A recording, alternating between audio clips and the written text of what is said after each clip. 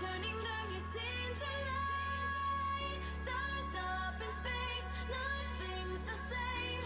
Now watch me burn your love to ashes. Now watch me burn your love to ashes.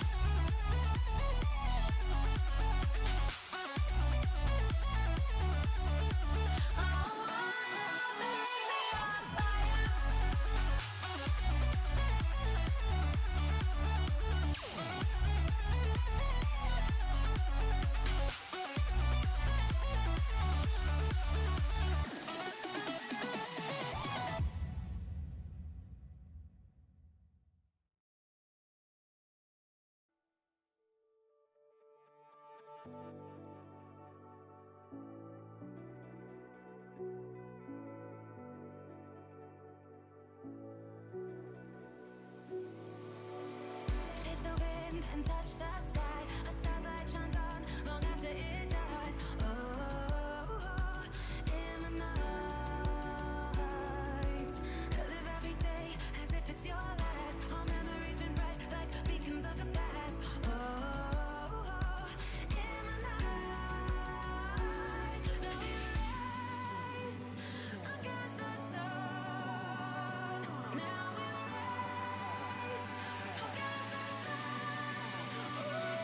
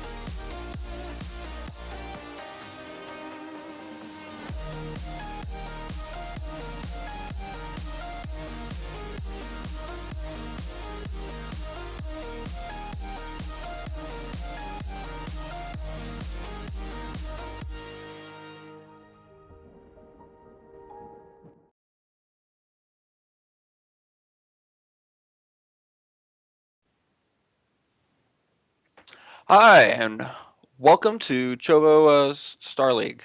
This is season 3, and we are doing Group C today. Today we are going to have 4 players, a Zerg, 2 Protoss, and a Terran. We have Mara, Purge, Alcesar, and Acadian. And casting with me tonight, I'm Dot Strebber, and casting with me tonight is Deep. Hey, how's it going, everybody? Excited to cast tonight? And we've already done all the vetoes, and we're going into our first map between Mara and Purge on Iron Fortress Ladder Edition. So let's knock this out. I am actually really excited about this map. I'm a big Iron Fortress fan myself. How do you feel about Dayton? I really like Iron Fortress. There's a nice like depending on the map spawns, you can either have like a really easy third and fourth to hold, like this cross spawns, like this kind of like you can pretty much hold those rather well. But if it's like horizontal or vertical, you're kind of stuck on that third and the fourth. Depending, it's hard to control and hard to really to to like defend and counterattacks and Uh, whatnot. I So agree. Yeah, like whenever you're playing Protoss on this map, especially against Zerg, I feel like Zerg can really hinder your third a little bit. But we're gonna see what Purge does. I think he'll be okay. I mean, I think you can play this map in a very interesting way if you're a bit aggressive. So we'll see what happens. mhm. Starting off in the top left corner, our orange Protoss is Mara. Yeah. And down here in the bottom left is our green Protoss player from All Inspirations. It is Purge. Yay! Wah! Yay! Purge! Woo! So you seen any good movies lately, Dayton? Well, I wouldn't actually describe it good, nor would I describe it by its name. I saw Fantastic Four. Oh, Um, yeah, it was okay. I've seen worse. I've also seen a lot better. So, and even slightly better. Seen plenty of those too. But I feel like you're making me a little bit worried. I was gonna go see it. My best friend has been telling me, "Oh my God, I'm so excited for Fantastic Four," and I'm pretty sure his dreams are crushed now, thanks to your review. well, they should be crushed, and that's why I'm here is to crush dreams. Well, hopefully Purge is over there crushing some dreams on the other side as well. So we have a interesting pylon placement out of our Protoss player. Normally you would either see it by behind the mineral line or in front of the natural. Seeing it at the top of the ramp here normally to me tells me it's going to be a gateway expansion and not a forge. Or he could be going Nexus first without a front wall. That is Yeah, very bold against a Zerg player. that is a very, very strong maneuver, especially when he hasn't scouted on a four-player map. I think it's a bit of a risky play, but luckily Mara has decided to go hatch first himself, so it was a safe play. It ended up working out in the end. Risk for risk, greed for greed, I guess. That's true. But the only thing I is that there's the missing the wall off at the bottom. He will have a gateway, so he'll have a zealot for any kind of like ling shenanigans early on if it's only like a couple lings. But if Mara knew about this, he would just be speedling all in Yeah, and speedling wiping all it in out. hard. Yeah, Yeah. Definitely the risky play, but we'll see if it pays off for him. I mean, I think that in this early part of the game, now that they've both gone a little bit greedy, we have a few minutes to just kind of relax and see how the game unfolds a little bit. I know this summer I've just been like really, really excited to see all the new movies and stuff that are out. I'm excited to see Jurassic World. Did you end up seeing Jurassic World? I saw Jurassic World. My girlfriend and I saw that. That was actually really good. Yeah. Quite surprised considering how the first one was really good. The second one was all like, it was all right. The third one was all like, and so then they waited like several years, and then they made the fourth one, and now that was actually Yeah, pretty good. So, decent movie, decent movie. hmm We see here that Purge is finishing off the wall off. Has a good wall up at the top, but I still think his Nexus is a bit vulnerable. You think two gates coming up right here? That's how I feel like he's gonna do it. yeah, I think a gateway and a forge would probably be what he might throw down. No, it's 2 gates, There it is, but two gates. And then here are the four lings. They're gonna run up, see the zealot, and they're gonna run back down and try to kill the probe. Oh no! Oh, now if these lings turn around and head back to the main, they can get in and get a full scout off. But he saw pretty much everything he needs to see at this point. But yeah, there we go. Oh, is he gonna run up in there? Yeah, there it is. He runs it back up in there, and this is gonna be a big annoyance for Purge. He's gonna have a tough time getting those lings out of his base. One thing I'm actually kind of surprised by so far is that he hasn't thrown down a mothership core. I mean, I guess he doesn't have the gas for it right now, but I'm wondering why it's delayed a bit. Well, he decided to get the sentry, and with the sentry, that's 100 gas already, and he tried to go for that before the mothership core, in order to defend against these lings. But the sentry just showed up a little bit too late. The lings are dead though now, so and I don't really think they got much done. I think they might have gotten a probe. They got two probes. Two probes died and all that, so that's it's not the end of the world. It was definitely a good job by Mara to kind of hold that off. And as TBHam just showed you, he had an early Rotorn in too. Do you think that'll hurt his chances of this attack coming up here?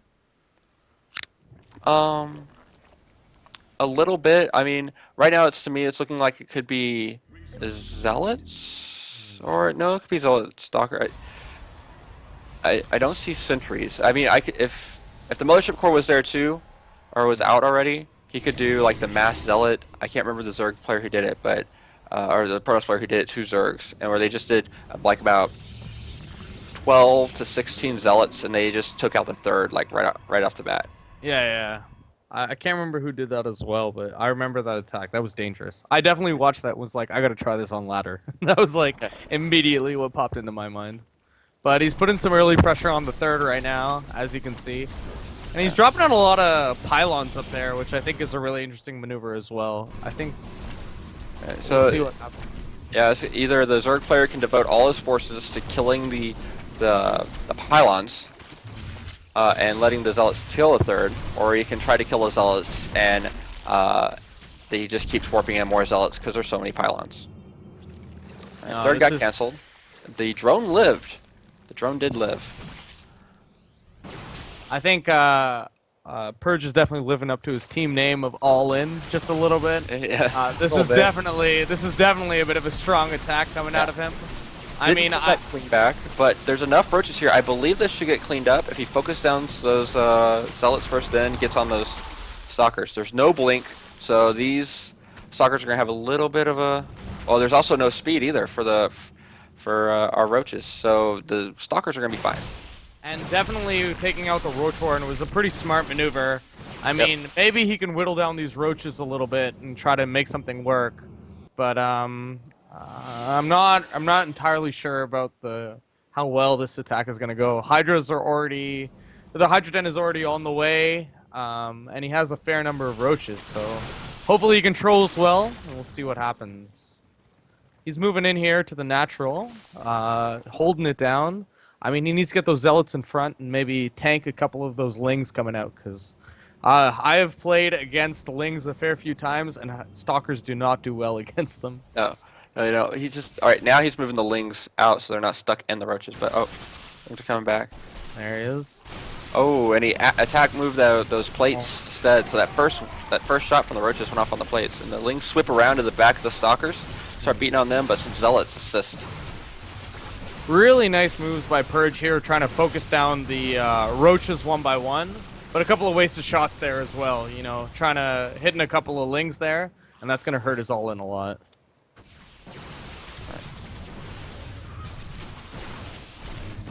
Mara here looking in a very good position. So Just kind of Hydras are putting a lot of pressure on him. Hydras are coming out, so we have so those will definitely end this aggression. As long as there's still roaches up, this aggression is gonna stop. But more zealots pop out, and all Mara has to do is just kite back from the zealots until the zealots are dead, and then chase the stalkers back out. And it's just gonna be a rinse repeat thing. I think this is a really good case of kind of an all-in running into somebody who is a little bit prepared for it. I don't know. It's an interesting all in. I really like the idea coming out of here of kind of hitting with a lot of gates really early with a little bit of gas. But I Yeah, think Mara kind of read it a little bit perfectly, you know? He's got that Roach Warren up, he's got that Hydra Den up, and he's doing really, really well for himself. yeah, And definitely. you can see here the Hydras just wreck gateway units. Just Yep. wreck them. Yep. Purge noticed it's the end and GG's. Yeah. So good job to our CT6 player Mara as he's up 1-0 in this match.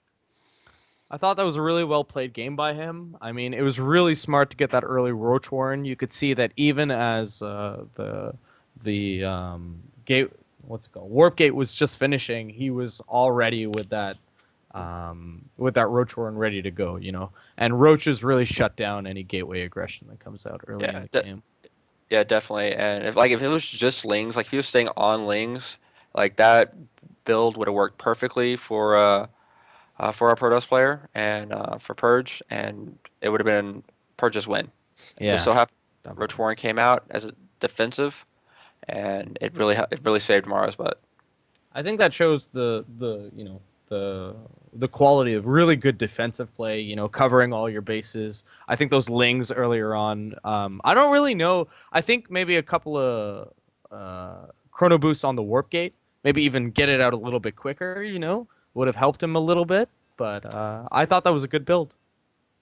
Yeah, I think having the mothership core added in so that if it turns out that there's roaches, he can just either retreat back. I mean, there were slow roaches. He got the roach warren. He got the third.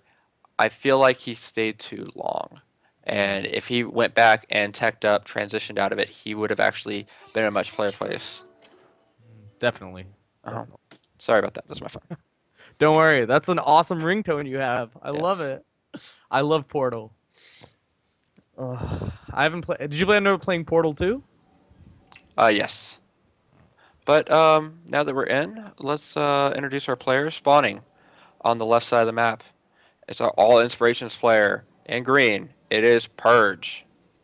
Yeah, wah, Purge, wah, you're the best. Protoss. And in the bottom right corner, from All Inspiration, it is Mara. Ooh. Look at that. Look at that wonderful production right there. I'm zooming in. That's amazing. Well done. Well done, Pre-production. Well done. Well done. But did you play Portal? I mean, are you a Yes, I did. big... Yeah. I've played both Portal and Portal 2. I actually played Portal 2 before Portal. I didn't really Really? yeah, and I played Portal 2, so I saw it, and I was like, this game's awesome. And so I went back and played the original. I was like, this one's even better. The maps are harder.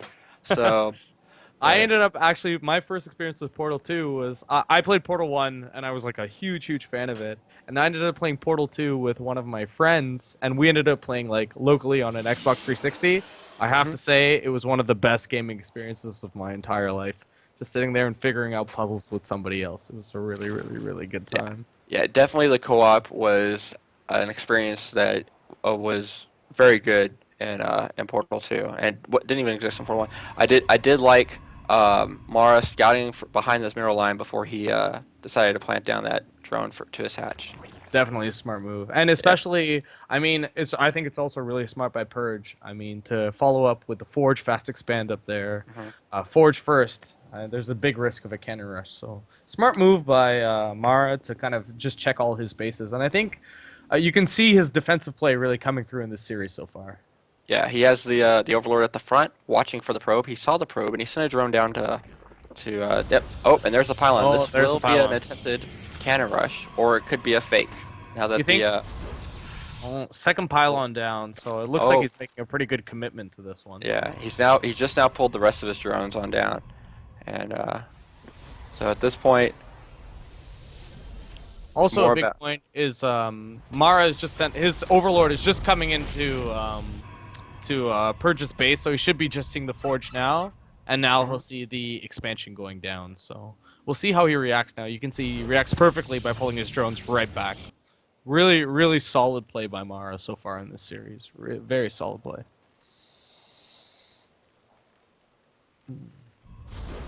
But yeah, it looks like a simple forge, fast expand, gateway down, cannon down, playing very defensively and playing very solid. But that probe is heading back into the base. So, I mean, do you think he'll try the cannon again?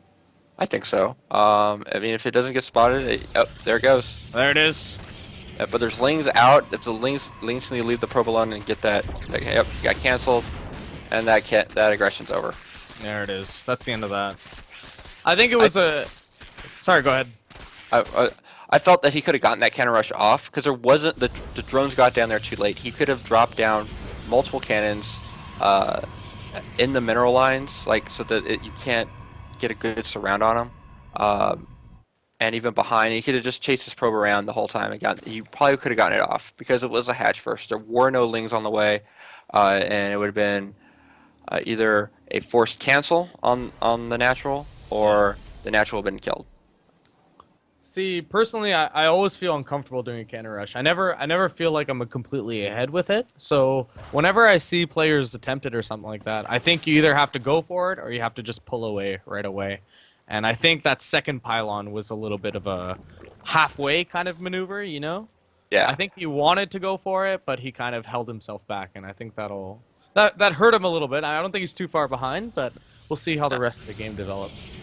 No, definitely not. I mean, he forced the Zerg player to make more lings than he wanted to early on, and so I think overall it's relatively even. Like there's all these lings all over the map now. There's he has 8 lings. Normally at this time you see 2 to 4, so you've already made double. That's another either 2 or 3 drones that the Zerg player doesn't have. And if you look, he only lost. If you open the resources lost tab, he only lost about 162 resources. So it's not too bad. I mean, I think it's still a pretty even game so far coming out. From the Zerg player, I think we're seeing. I mean, he's taking 3 gases already. What do you think? I'm not exactly sure exactly what this means. What could he be using all this gas for? Well, he should be wanting to go for lair as soon as he's at 100 gas. He's gonna get his lair. Or he got his 3rd now. 3 gases. That's actually a new one for me. So he's getting speed. I would think next would be a Roach Warren or because I don't see Banelings. There's the 4th, and we should see a Roach Warren soon. It's an evolution chamber, which is an interesting maneuver. I mean, he hasn't really committed to any specific tech just yet, but the Overlord is just going into the base now, as we're seeing, and so we'll see if he throws down any tech to follow this up.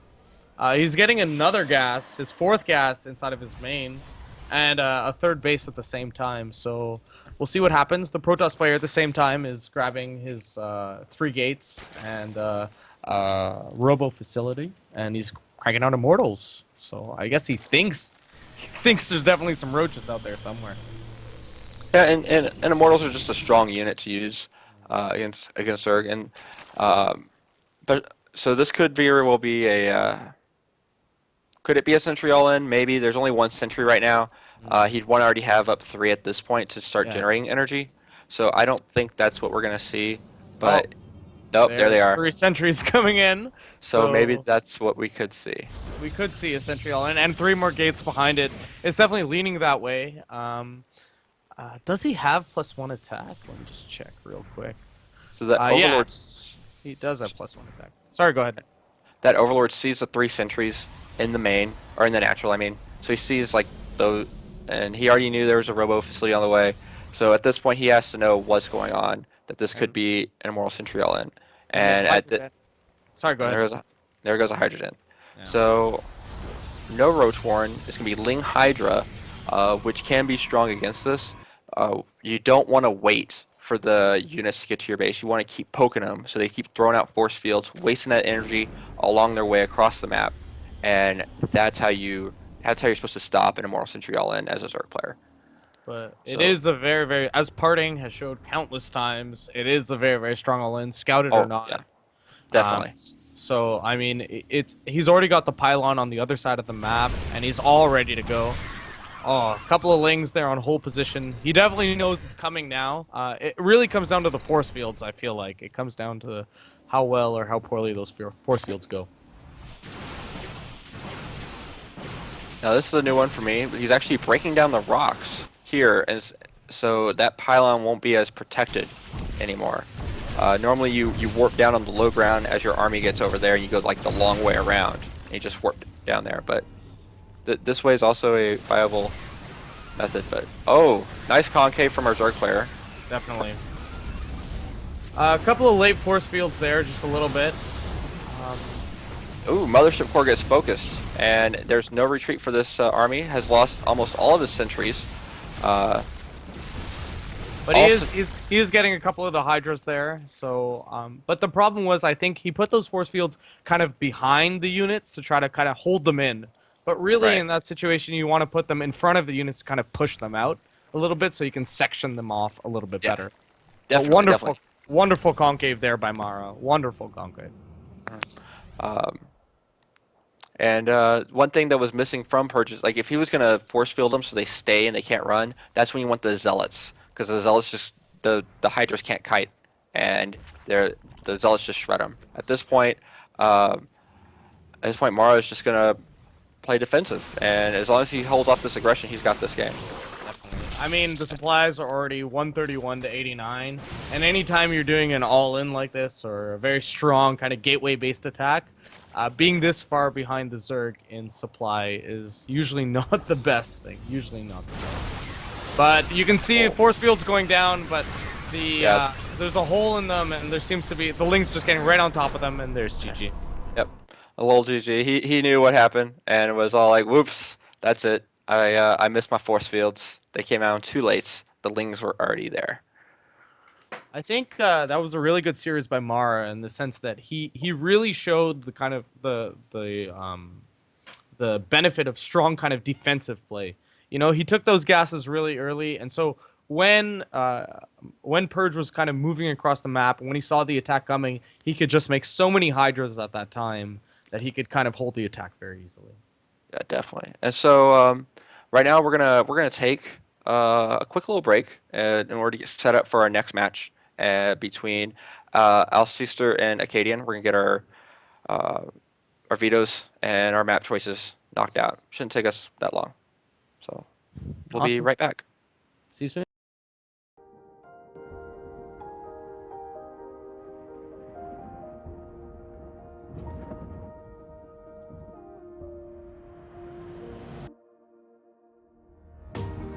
We will start from the start.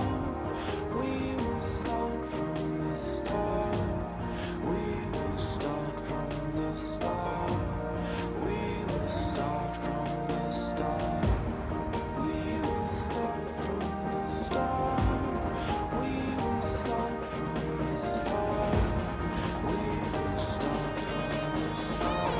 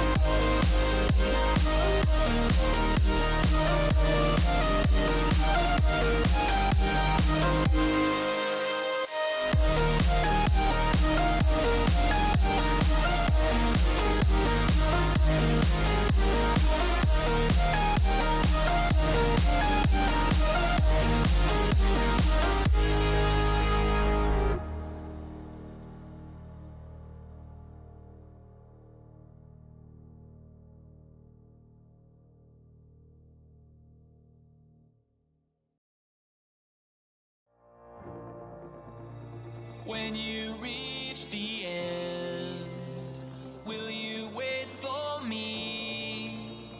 Holding out a torch that's lighting up the way. I can't run and I can't crawl, but as soon as I scale your castle walls, I'll try to find you.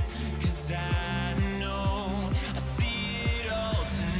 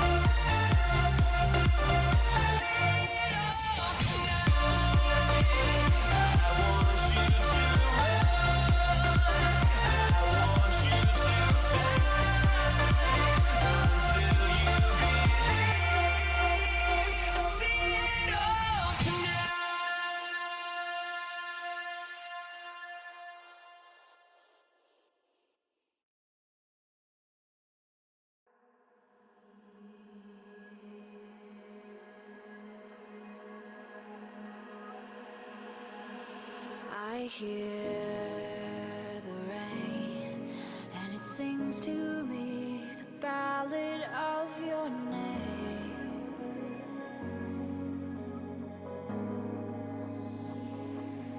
I'm listening, and the voices echo in my dreams again.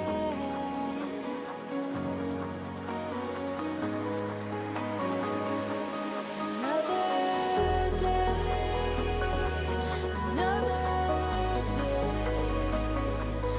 let the tides come in to fade you into gray. Another day,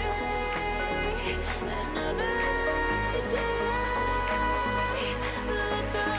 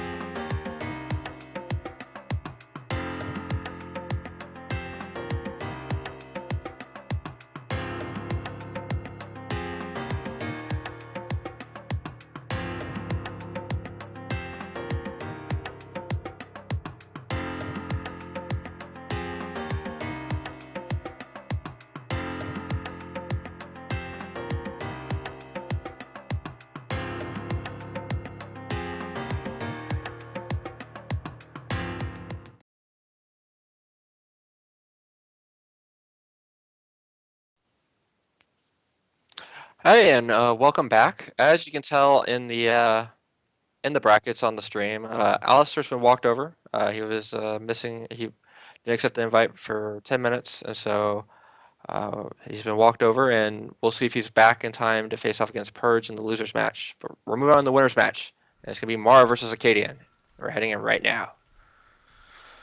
So in the top left corner, our wonderful previously casted Zerg from CTL Team 6. It is Mara.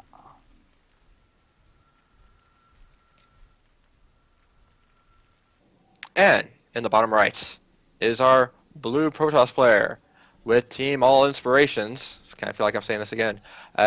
Acadian. Yay, wow, yay, all in, woo. We just casted a Protoss player with All Inspirations, and we're doing another Protoss player with All Inspirations. How fun.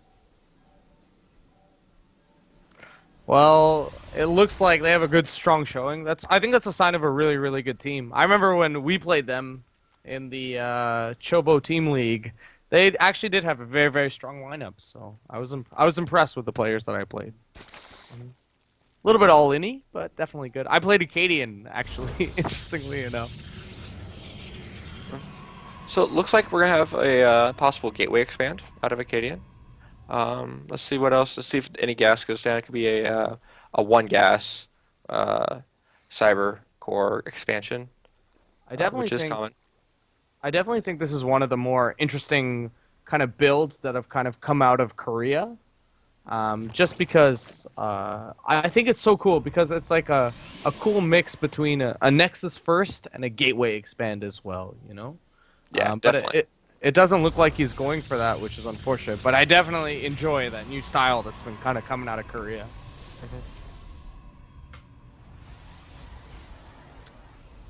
Well, it's Yes. still only one gas.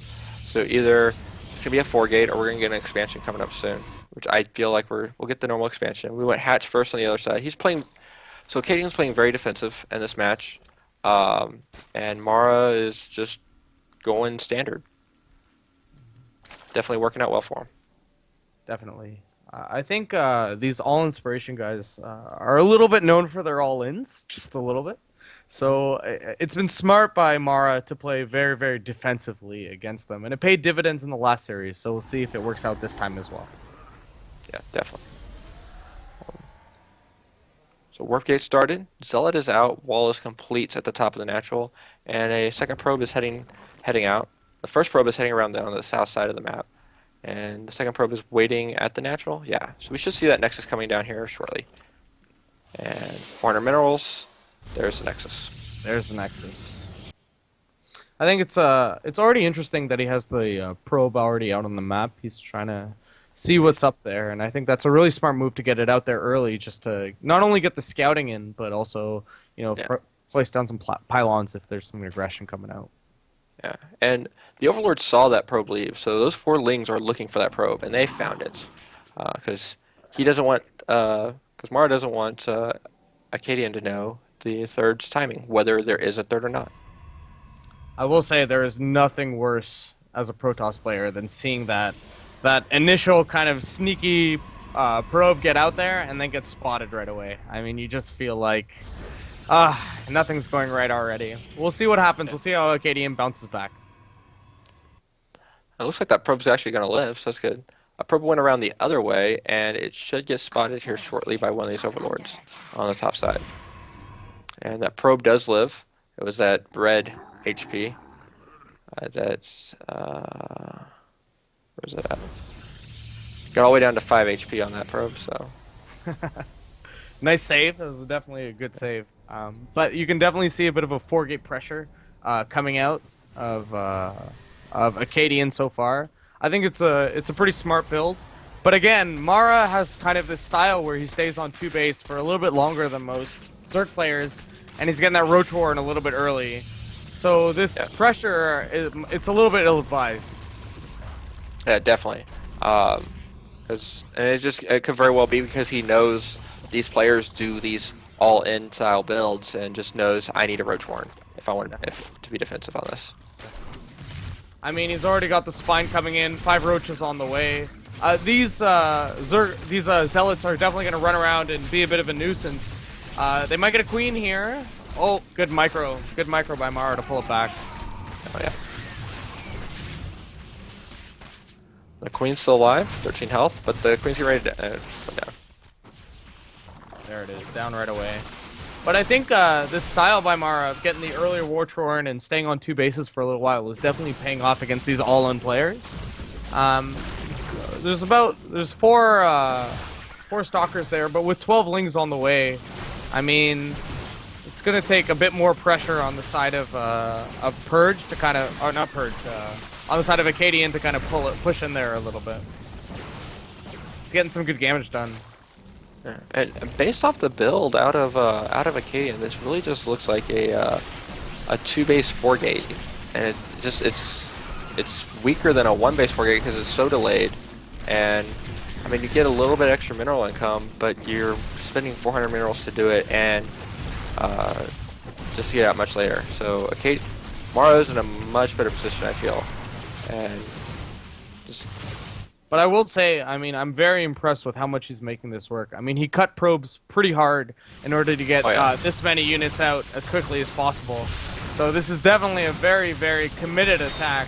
And he's seriously making it work. I mean, with these Stalker Warpins here, I mean, he's doing a lot of pressure.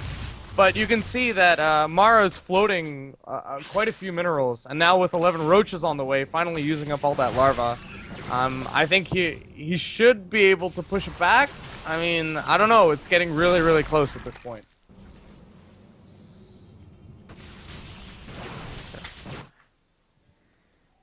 I think Mara maybe was a little bit surprised by the ferocity of this attack coming out here. Oh yeah, definitely. Because I think before it was similar to this, but there was a lot more gates, and the previous Protoss player actually had an extra gas and more probes. So this one was a lot earlier and with less gates and less income. So, and just Mara wasn't ready for that. I think this is so smart by Mara right now, just setting the lings right across the map. He's just sending them across, trying to see what can be done. I mean, the Mothership Core is still there. I'm pretty sure he has a yeah, there's a Zealot there at that wall there. He should be able to push in, but with the Nexus Cannon, they shouldn't do too much damage. So we'll see what happens here, but I think he still has enough to defend at home. So really smart idea to send those lings across the map, just to do a little bit of counter pressure, just to make sure that the Protoss player can't, fully micro to the best of their ability. And I think he lost all but 3 of those slings he sent across the map. So that might not have been the best. I mean, it was good to do that, like to poke and cause a distraction, but but I think if you lost too many lings there, in the end, I don't think it really matters because these 3 lings are going to take this pylon at the top. Oh, maybe not. Oh, they're pulling back around. But I mean, he has so many roaches coming out and so many lings coming out as well. It just. It's a numbers game, As Tasteless always says, eventually StarCraft just becomes a numbers game. And, I have more numbers than you, so you're just going to die. It's kind of how it goes. And this was, don't make any mistake, this was a very hard all-in by Acadian. He's still not making drones, and, I mean, at his natural, he only has about 6 drones. Oh, well, now he's starting to make probes. And, the Mothership Core is going to die. Oh, no! It lives. Barely lives with 8 health and retreats on back. But the pylons have been cleared up on the other side of the map. Mara's. If Mara pushed, he'd probably win right now. He could at least take out the wall for sure, and take out 2 gates. Reduce the army rebuild chance for our Protoss player. But right now it looks like he's just going to macro up, get a 3rd, get roach speed, and drone. I feel like he was supply blocked there at 76 for a couple of seconds there.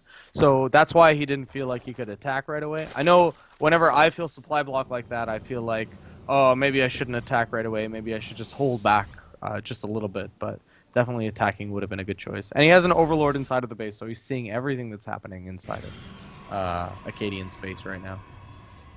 Yeah, definitely. I mean, if he actually clicks on some of these mineral patches, he would notice that like some of them have just started being mined on, uh, and some of them haven't really been mined on for long. And I would tell him that, oh wow, you literally cut a lot of probes to do this, uh, and I could have probably won it, but yeah. Definitely. But We now can. he's Sorry, go ahead. uh, uh go actually you go ahead. Sorry. Okay, so you can definitely see that. I mean, just from the last few games we've seen, I can see that Mara kind of prefers the kind of Roach Hydra style against Protoss, especially. I mean, you can see Burrow coming in. You can see a lot of Roach speed. You can see Hydra range coming in and +1 attack. So he's definitely making a couple of adjustments here, and he definitely enjoys playing Roach Hydra against Protoss. I mean, from the last game through to this one, I've seen him use the same composition through to both. Oh, tunneling claws! I love it. Oh, yeah, and I believe there's no cannons. No cannons, so these guys should be able to make it in just fine. There's no observer yet. He does have a robo facility, but it looks like he's going to go straight for Colossus after this next um, after this next immortal, because he dropped down that robotics bay behind his main mineral line. And I definitely think it's a bit hard luck too. He's going for this immortal because he definitely knows there's some roaches out there. What he really needs right now is an observer. He's getting the forge right now, so hopefully he puts down some cannons.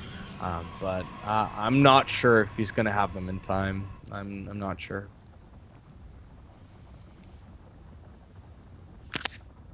Roach is moving out. They're heading down to the south. Lings are watching the third, making sure it doesn't go back up. We did have a cancel on the third.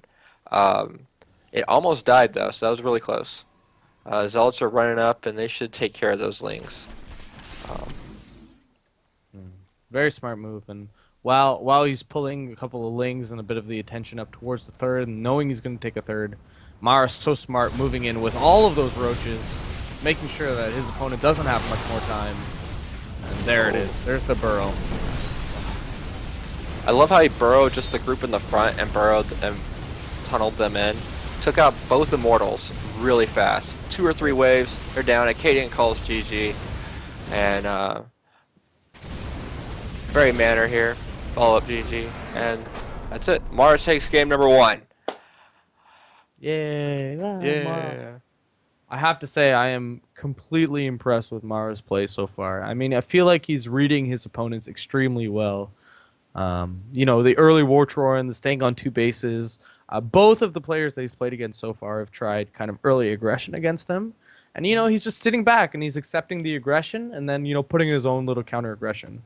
But Acadian's attack in the early part of that game, it did a lot more damage than I thought it would. I was actually worried for a little bit. Oh yeah.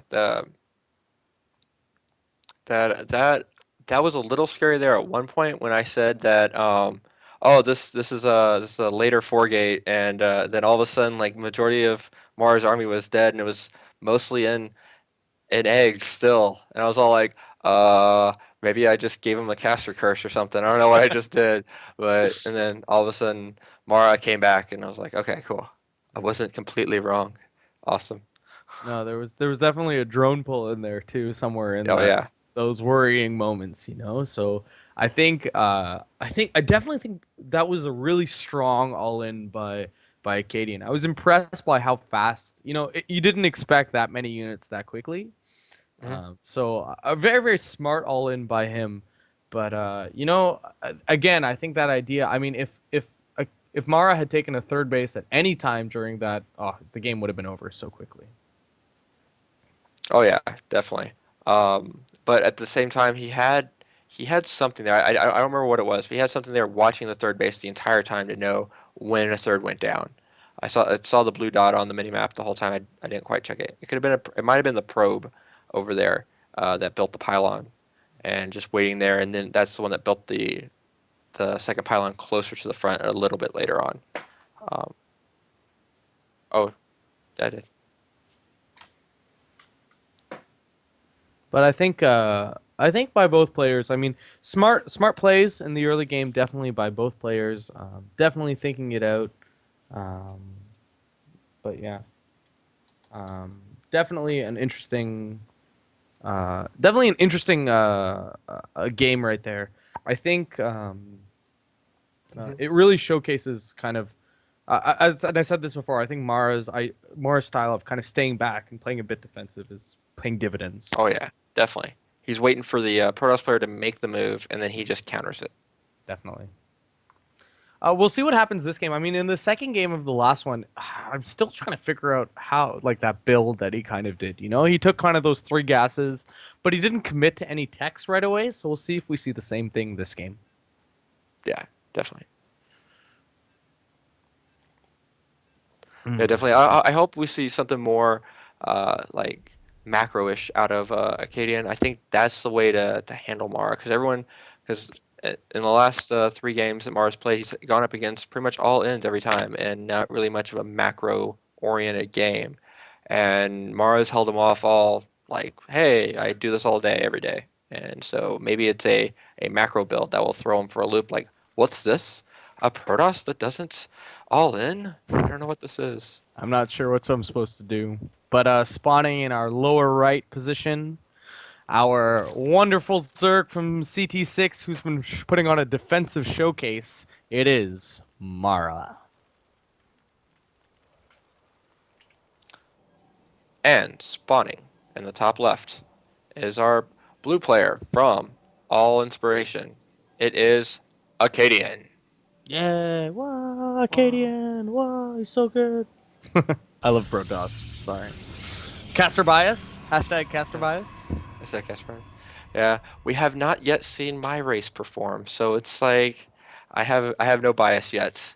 I equally despise both of these races. So yes, Just for all those viewers out there, I just want to say, so Dayton and I were talking in the break just a little bit. And we were so disappointed Alice's sister got the walkover because that was going to be the PVT. I am a Protoss player.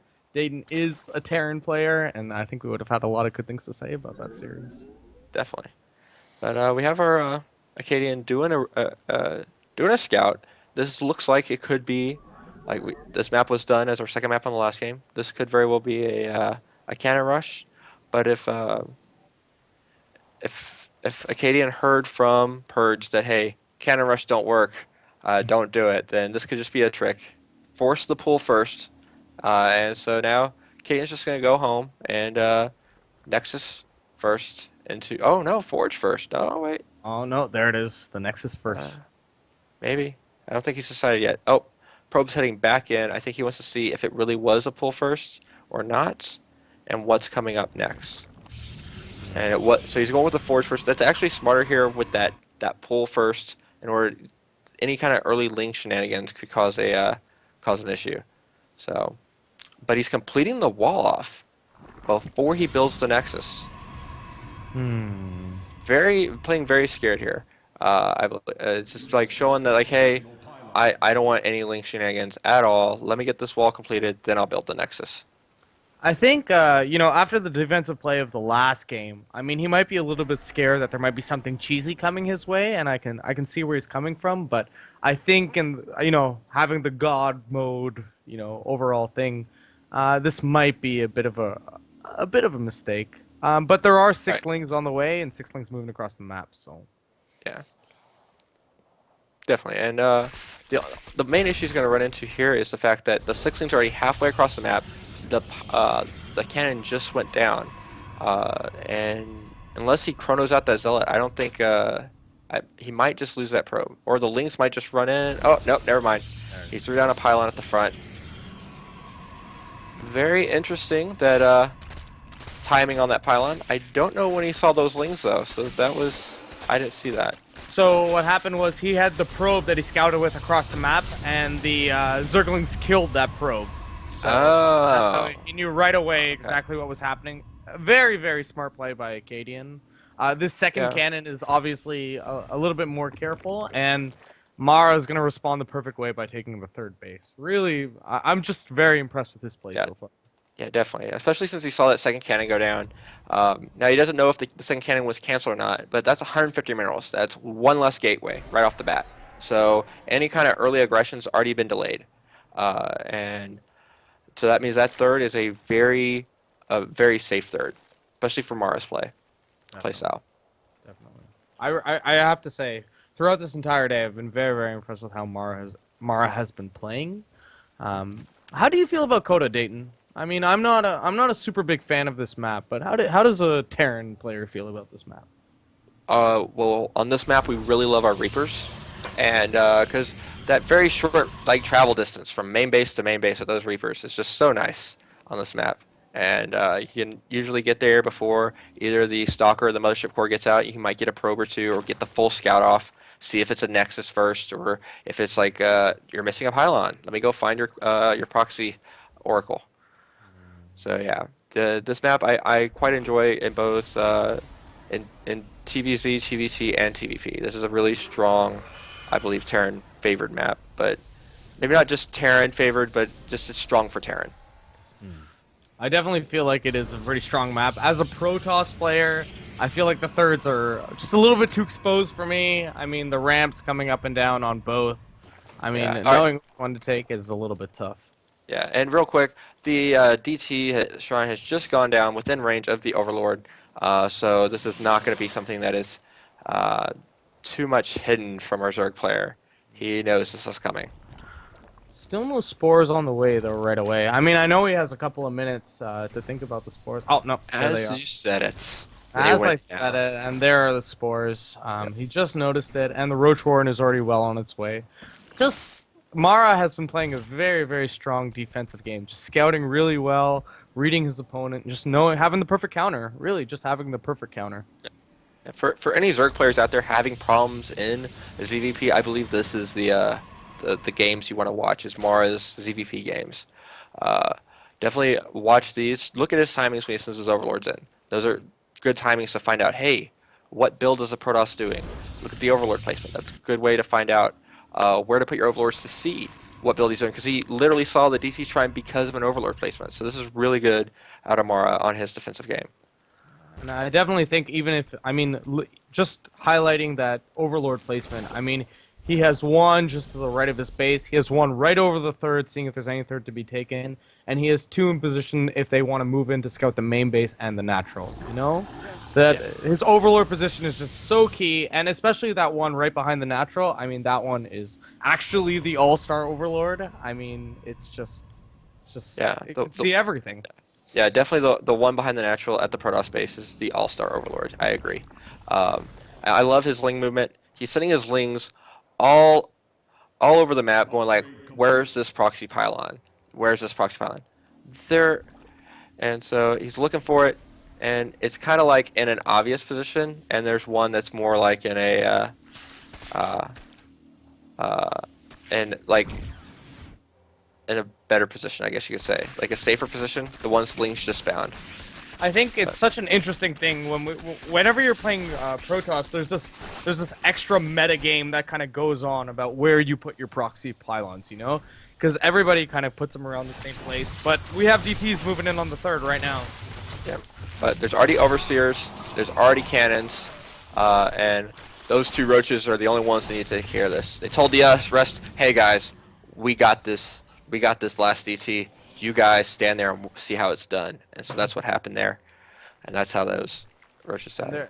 There is nothing worse. I mean, this game is not getting much better for Acadian. I mean, he's warping in a bunch of the stalkers are not spotted. They're gonna move into the main, and the army is out of position. So we'll see what happens. But he did commit a lot to those DTs, and his third is all mucked up. So we'll see how much damage he can do with these blink stalkers there. And he saw the stalkers on the creep, so he's bringing the roaches back home to defend. And he finds this warping in stalkers, takes 3 out right away for nothing. No, the I feel like right there, moving right in with those stalkers right away, I think would have been a bit of a smarter maneuver. But he's working hard. He's in the natural. He's getting a couple of drone kills here and there. He's doing some good work. But the problem is, where are they gonna go? This amount of stalkers will never stop this amount of roaches. So I mean, where's he gonna go with that? he's going to try to blink out here at the from the main down to the potential 4th for the Zerg, or 5th, depending on how the Zerg wants to do it, and retreat out. So he only lost a couple stalkers there with that escape route, but he could have gotten a little bit more done if he didn't decide to wait on just 3 more. But that's just how that's unfortunately how it goes a lot of times. You And know, plus this two probe, coming. Sorry. sorry, Plus two coming plus, through here for our Protoss player here. So I mean, he is just working hard and kind of definitely head up against the 0-1 of the Protoss play of the Zerg player. But I think that is it enough? We'll see how his Blink Micro works out. But the group blinks are not working out well for him. At this point, he should run back since all the blinks are on cooldown. Well, he just got off cooldown, but there's more Zerg and Protoss here. Trying to hold this pylon position isn't the best because he has the other one back there just in case. He is dropping a pylon, 2 pylons, on the left side of the map near the 4th and warping more stalkers down there. Doesn't know, I don't think, he does not know about the 4th yet. Hasn't scouted that out yet. I think So, he's kind of play the game. The Protosses sometimes play this game where they're trying to do some counterattacks, trying to keep you back.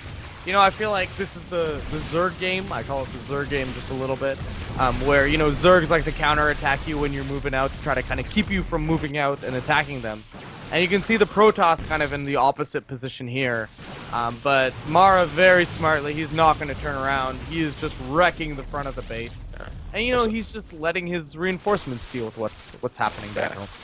so this is practically a base race, but it's not much of a base race when there's only when majority of your army is at your main and the other majority of the army is at your opponent's main. So Protoss doesn't quite have enough to do the base race. Does get the 3rd, but will probably lose his natural. Lost a lot of tech in that too.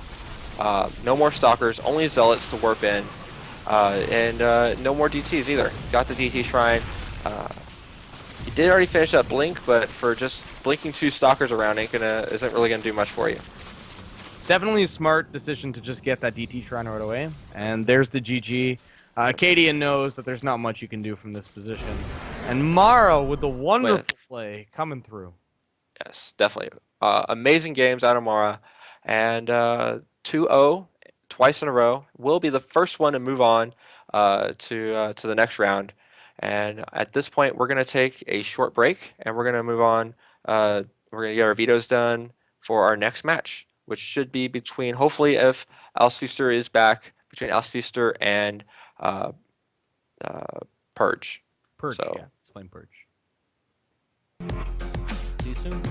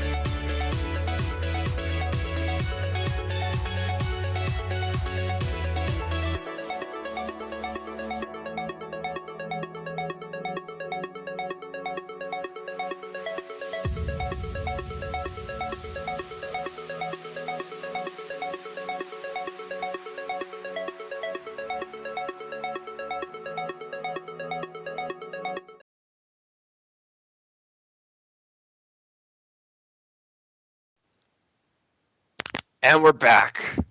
We're on Coda. Uh, so we have Coda TVP here. Alistair showed up, so we both know what each of these races can do. And I know more about Terran. He knows more about Protoss. So we're good there. Definitely, we have. This is the kind of matchup we've been waiting for because I feel like this is the one we'll have most to say about. And of course, spawning in the bottom right corner, my wonderful Brotoss brother. It is from All In Purge. Yay! Protoss, Protoss, Protoss, Protoss.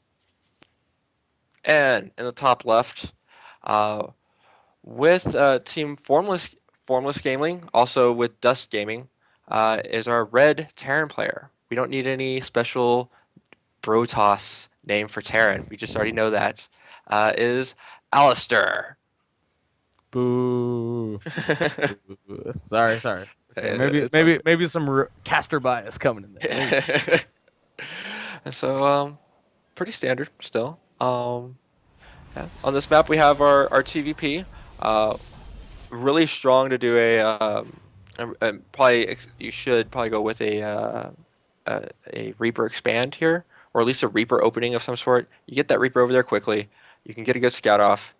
Protosses like to hide the Stargate to the south a little bit, and if missing a pylon in the Reaper can get over there in time to scout that and see if, hey, is there Stargate here or not? Do I need to build my missile turret? So, but right now it's what it's looking like. It's I believe that was a 12-12, 12 racks, 12 gas. Not 100% certain on that, but I think that's what it was. Yeah, I think as a Protoss on this map, you definitely get a bit. I know I've been Reapered a bunch of times on this map. It's one of the ones that I just kind of have to veto, just because I don't like it so much. But that rush distance between the two bases, I feel like it really plays well. But you can see Acadian already building, or Purge already building that proxy pylon out there on the left side of the map, kind of getting ready a little bit. I mean, there's definitely going to be some shenanigans coming through in this game. This is literally the quickest you can get a Stargate down. This is building the Stargate off the second pylon, and you build the second pylon on the other side of the map. Now, could we see something else? Maybe, but I really feel like it's going to be Stargate. And we have a proxy Oh, factory. oh So, my cheese for goodness, cheese. And cheese for cheese. yeah, unfortunately, there is no Reaper. And since the SCV has not gone back in, he has no idea that the pylon is missing. He could have just thought it was going to be delayed for an earlier cyber core. So, and there's the Stargate. There's the Stargate for sure. I mean, things are going to get very, very interesting very quickly. We're going to have to see, does he go down and does he end up scouting down there? It depends on what he's going to do with his first Stalker. I've seen a couple of Protoss players do a couple of different things. Some like to, use their first Stalker to kind of push out a little bit and see what's up. Some people like to stay at home a bit more defensively. So we'll see what happens with his first Stalker. I think that's going to be the key unit here. And with these Widow Mines, the downside to the factory not being in the main is the Widow Mines one-shot oracles. So he can't one-shot oracles. So and he went for a second barracks. I think on this he should have gone for to be safe in case of an oracle and eBay into another barracks after that to get up the missile turret, a defensive missile turret, just in case, because the oracle's already halfway done, and for units he only has 2 Marines and a Widow Mine, but the Widow Mine's on the other side of the map. So, and the Widow Mine is going to die. Oh, very nice move there. Very nice move by Purge. Pulling all those probes, making that move right away. I think definitely Alcester got a little bit, greedy right there. But smart move to pull all those probes and just react right away. Good reaction time. And And here is a Terran player's nightmare. Now there is a I don't, Oracle in your base, definitely making you cry just a little bit. Smart move there smart move there by Purge to pull away a little bit, to take one probe to tank the shot, and he Definitely. still kept his Oracle alive, which I think is the most important thing in all of this. Yeah, but he's not sending, or he's sending the one that was damaged back home in order to detect. The Stalker's going to try to get this Widowmine, but I don't know, and it's burrowed down. The second, the first Oh, one, oh, two and shots in. there's not enough energy left. Oh, and Purge calls GG. Wow, wow, Whew.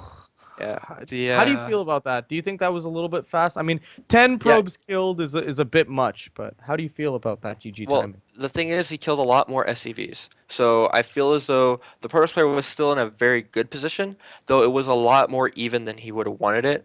The Oracle that came back home didn't have 50 energy, and that's what you need in order to do the detection. And he was very low on energy because he just shot off all those lasers. The one that popped out of the Stargate, if he sent that across the map or sent that back home to defend, he though the middle mines probably would have still gone off, he would have killed them, and it would have been no more of an issue. Probably would find the factory and take that out, or at least scare it away. Definitely, I feel like on Purge's side of things, I feel like when those widow mines go off in your base, you never are really sure how much damage you've taken in that situation. So you definitely it's a definitely a disheartening feeling a little bit. So Oh I yeah, mean, I can see Alcester being a little bit shaken up, definitely being like, ah, crap, I went for this proxy. I feel like whenever it's cheese versus cheese, the player you have to kind of have a little bit of stones and you have to kind of fight it a little bit in order to, because you never know really where the game is at any point in time. and I mean, and Alex was taken down to 10 workers. 10 workers. So it was like definitely Purge still had a very comparable worker count, and if not a worker lead. Yeah. Definitely, So definitely. But in the top right corner, GG'd a bit early, but I'm sure he's back and ready to fight this time. It is our all-in Protoss. It is Purge. Ooh, bro toss, bro toss, bro toss. and in the bottom left is our Red Terran with Formless Gaming. It is Al Al Alcester. Alcester. Alcester? Alcester? Alcester? Alchester. Alchester. How does he want that to be pronounced? Because you would think that it should be pronounced a certain way. Maybe the player who made the name wanted it pronounced differently. Make it Al. unique. Let's just call him Al. Let's just call him Al Al. for the rest of the cast. Al. Al? Al Alright. Bundy? Yeah, sure. We'll call him Al Bundy. Purge versus Married with Children. Yeah. I like how Yeah. we've broken this down. That would be an interesting movie concept. The Purge movie with Married with Children's cast Married in with there, and Children how cast would in that there. play out? See, I That feel would like be Al Bundy, Al Bundy would definitely win in the end. I feel like he has yeah, the kind of dangerous streak to him. the hand in the pants really helps out on that uh for that. Nothing like a little bit of toilet humor to like kind of like brighten up what's going on there. So Definitely a little gas bit more. first. Sorry, Yeah. gas first out of our Terran player. Protoss is hiding a probe off to the right. Don't know if he's going to do a proxy there. Probably will. Getting two gases. So not an early expo for our Protoss player. Not an early expo for our Terran player with that early gas there. So we're having two all-inning players going up against each other here. Now, based on the location, I might think that this. I feel as though it should be a Stargate, but I think it might be DT's, primarily with the location of it.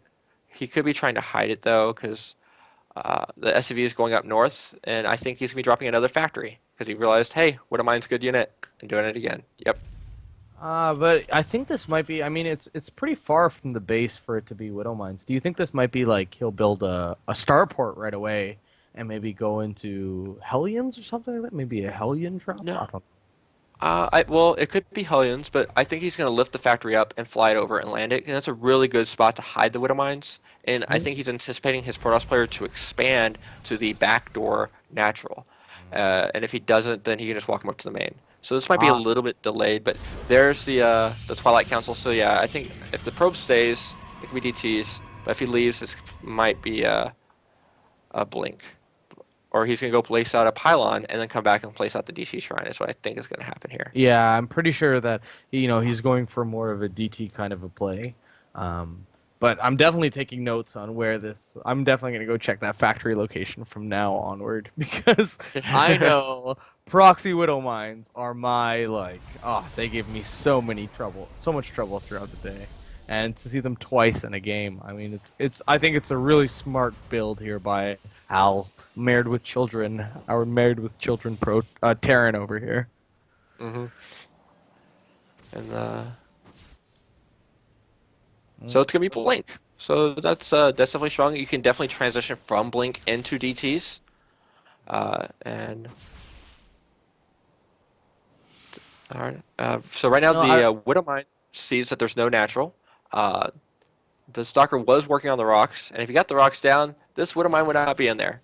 Though I don't think he could get on the Widowmine in time. Uh, he does pull his probes in time. And he's left the game. Oh, there it is. There it Yep. is. No, Unfortunately, but that was the end there for our Protoss player Purge.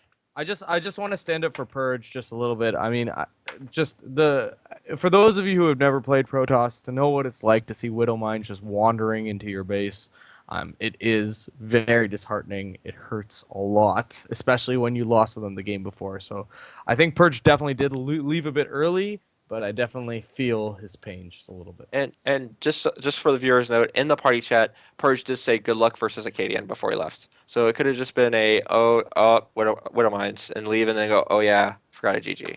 And that just he did wish good luck versus Acadian. Definitely a manner player. Definitely a manner player. Definitely. But definitely too bad. I mean, a poor result for us Protosses over here. I know you and I were really excited to cast that series, and it's a shame that it ended up going down that way. But Acadian, we get to cast a PVT again. Yeah. I think Purge will definitely. Hopefully, he lets his teammate Acadian know a little bit about the proxy Widow Mines a little bit, and we get a bit more macro out of both players. Yeah, definitely. I don't think so. But judging off what Alcester did in his last two games against the Protoss player, he did a very cheesy build. And I don't want to say very cheesy. It's not like a 888 or proxy 2 racks. It's still, but it's definitely something that is not macro oriented. Definitely. And also with Alistair versus Mara, there was a lot of cheese there as well. So we might see that again. Might see some more cheese action again. So we'll see some really quick games, which is always good. Yeah. So let's go into a break while we wait on Acadian to get in here. Yeah. See you guys soon.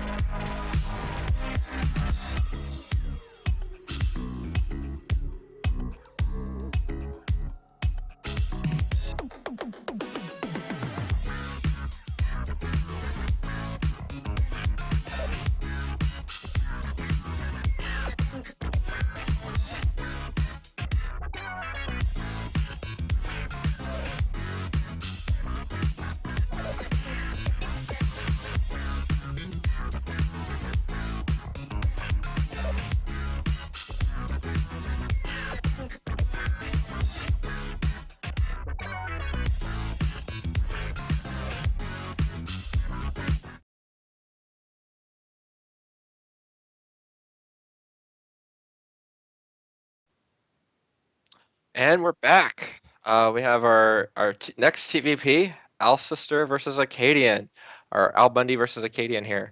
Um, and Want to introduce our first player there? Yeah, I'll take care of it. So, spawning in our bottom right corner, our Brotos number 2, after Brotos number 1 died. Also from Team All In, it is Acadian.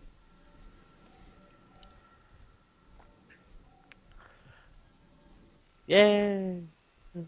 And in our top left corner, from Formless Gaming, it is our Terran player, Alcester.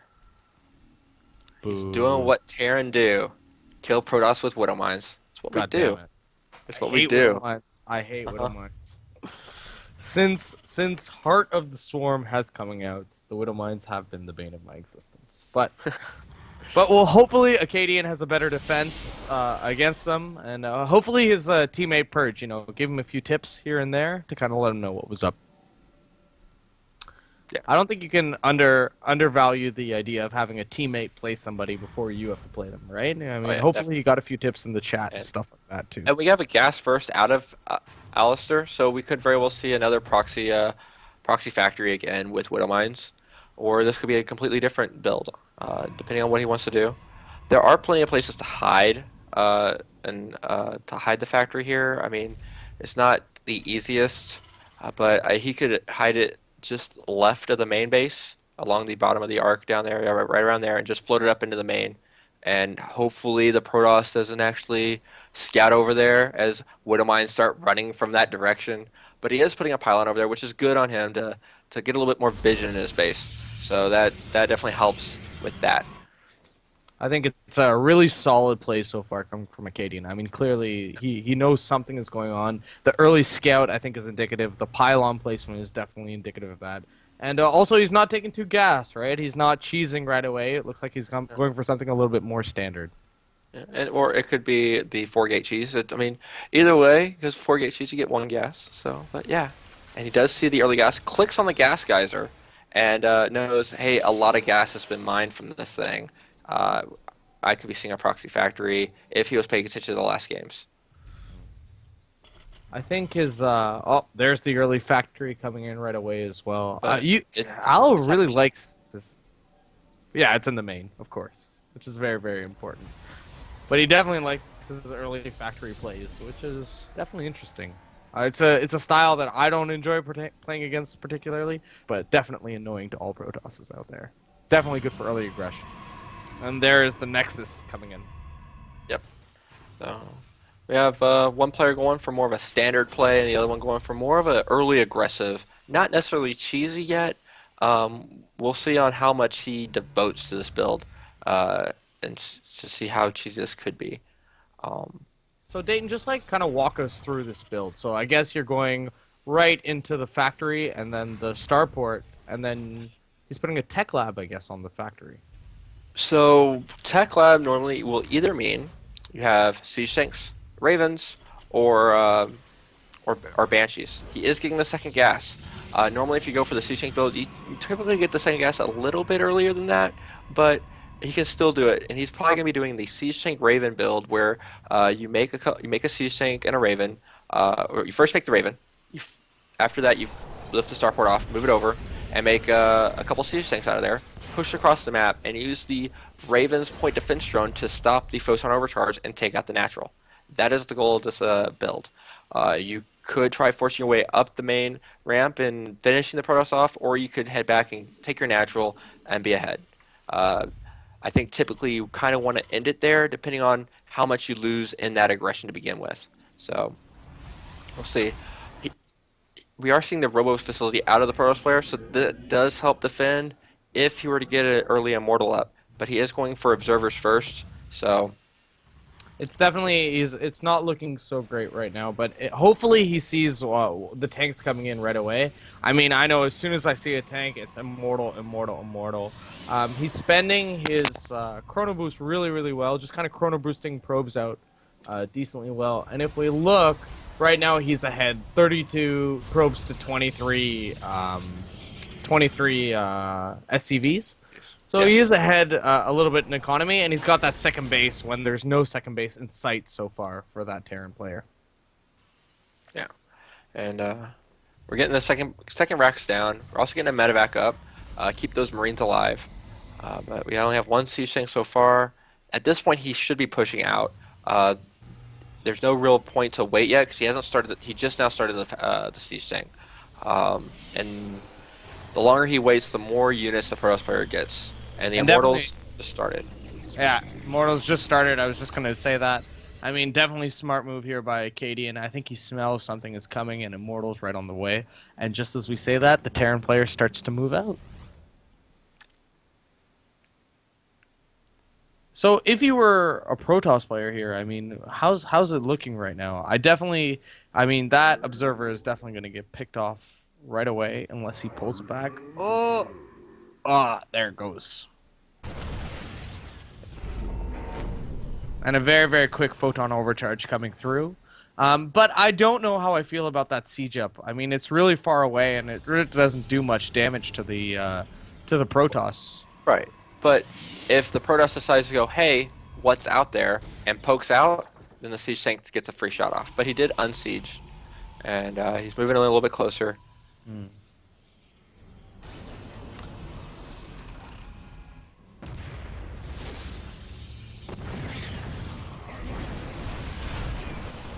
So he's moving in. He's moving in on the terrace. Oh, a little bit of a move command right there. Lost a couple of units right away. But the siege, one siege tank was lost and all that, so that already kills this build practically. Immortal does go down, which definitely helps out the Terran player, and I believe the Mothership core was lost and all that. It was no more photon overcharge. This natural's forfeited. Natural is definitely forfeit. I think the biggest thing here is you got to worry about the Marines, especially with the medevacs overhead. Dealing with Marines and medevacs is definitely one of the most difficult parts for any Protoss player. And with tank support, I mean, the real damage dealer in here is the Marines. I feel like they do give headaches to those Protoss players out there.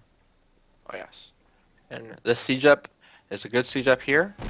Ooh, get a shot off there. Marines get up unimpeded, and I feel like the supply block here is really the killer. Smart move there, trying to target the Immortal, but it was a little bit too late. And you know, with all the Marines inside of the base, nothing really here. He's warping in a couple of emergency stalkers, but all the micro in the world isn't going to save him from this. You know, 3 medevacs, a couple of tanks, and he's walking into the mineral line, and there's the GG. I think Acadian definitely got caught out there a little bit by that build. He had, I think, all the pieces in place to kind of defend it, but as soon as that mothership core disappears, that defense becomes a whole lot harder. yeah, definitely. The only way to really live through this as a Protoss player is to not lose that mothership core and try to keep your Immortals alive as long as possible.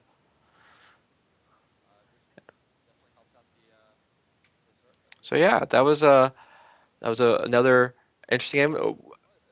One surprise, Acadian was playing a more macro-oriented, not what we were thinking was going to happen in this game. We did think that it was going to see a repeat of his previous 2 games against Mara, but he felt secure with the macro. We might see something different in this game. I think you know, he went out and he scouted a little bit with that Terran a little. He scouted it with that probe a little bit, and if he could have just kept it alive just a little bit longer and seen that there was no natural, I definitely think that would have helped a little bit. But I mean, that all in, that's a very strong all in, and I have fallen to it far too many times for me to criticize any player for losing to it.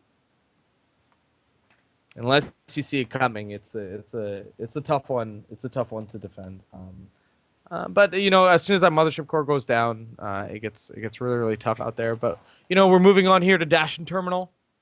Definitely a different kind of a map. I would consider this much more of a cheese likely map than Terraform. What do you think, Dayton? Definitely. We could see where the Terran player takes the gold base, like lifts off from the very beginning and takes the neighboring gold base and just does a 3 racks all in at that point. Um, the we could also see just a normal macro game. We could see a Stargate in the base of the Protoss player getting there at the same time as a proxy Stargate would. Reapers are good on this map. They get there really quickly, really short distance on this one, just like on Coda. I think it's actually shorter here by like a whole base in length. I think that's about the width or the distance the difference here. But he Oh, and is there it taking is. the There is the gold. Gangnam Style If you want to Terran. start So, the well, very very quickly, I'm going to do these introductions just so we can get them out of the way. In the top left corner, playing a little bit blind right now, it is All In Zakadian. and in the bottom right, not in the normal main base, but in the neighboring gold base, is our red Terran hero, Alistair. Gangnam Style. Gangnam. They call this Gangnam Style Terran on all the forums and stuff like that because Gangnam is a very rich area of Korea, and what they do out there is the Terran here is getting a lot of money. So interesting anecdote about this strategy. I actually did not know that. I was thinking for some reason it was like the song, and I was trying to figure out how it was like the song. I had no idea that Gangnam was actually like a rich city in South Korea. That's very interesting. Did not know that. All the Koreans actually on the forums and stuff like that, they call this Gangnam Style Terran because you get so much money so quickly. So that's why they call it that.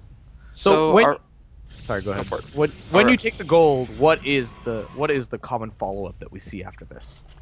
barracks and Marines. Barracks and Marines. That's what you're gonna get. You could probably get gas and try to do a Reaper build, but I don't think it works that well. Your main thing is to get barracks and Marines, and he actually walled himself in.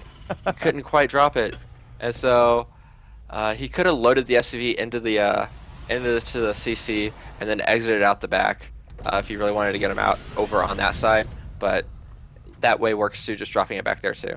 Uh, Just as a kind of a logistics question, well, he's gonna come in and scout this just before that, so he can still get Marines out of that top barracks, right? They'll still rally out pretty well.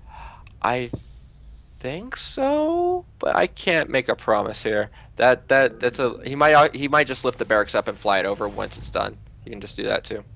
So Terran. right away, Terran. So right away, as a Protoss player, when you see something like this, suddenly he's gone. Immediately, you should be going to the gold, and you can see Acadian is rallying his probe all the way around. Oh, but he's not. He's going all the way south.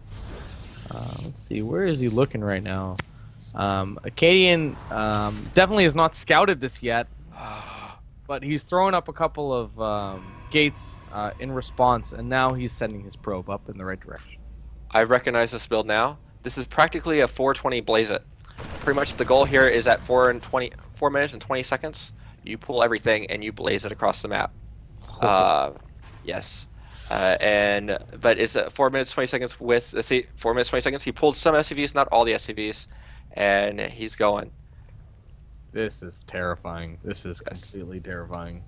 And the main sign of that is the call down. He dropped a call down on the supply depot and didn't actually didn't build it, or he actually ended up building another supply depot. Never mind, I am wrong on that, but it's technically a 420, and with the gold, it gets a lot more out.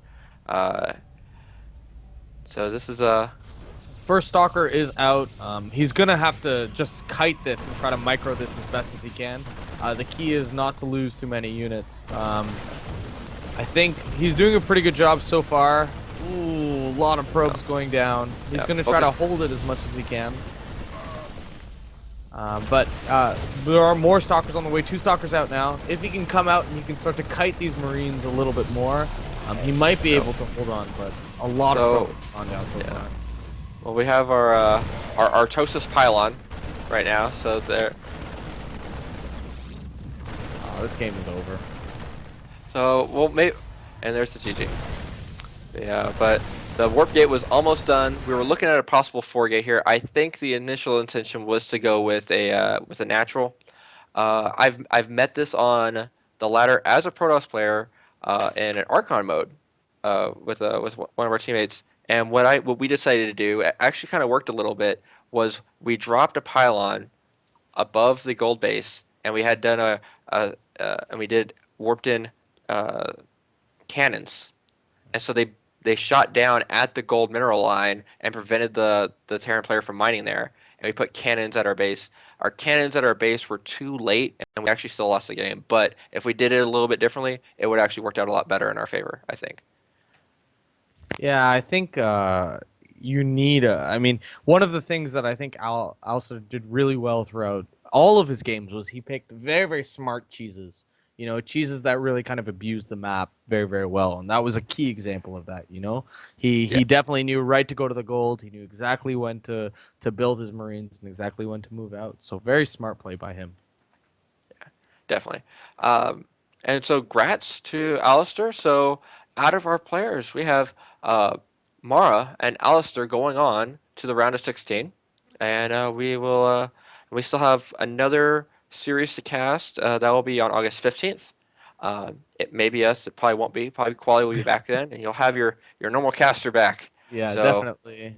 But yeah. Dayton, it was such a good time casting with you. I think it was fun watching these games, and you know, Mara played some very, very impressive defensive games, and then we also saw the other side of Al playing some, you know, very, very aggressive, very strong games. So it was a Yes, really good definitely. time.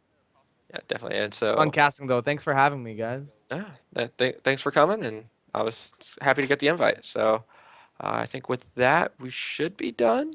I believe that's everything. And look forward to seeing y'all on the 15th of August. Same time, same place, right Same here, channel. same channel. See you later.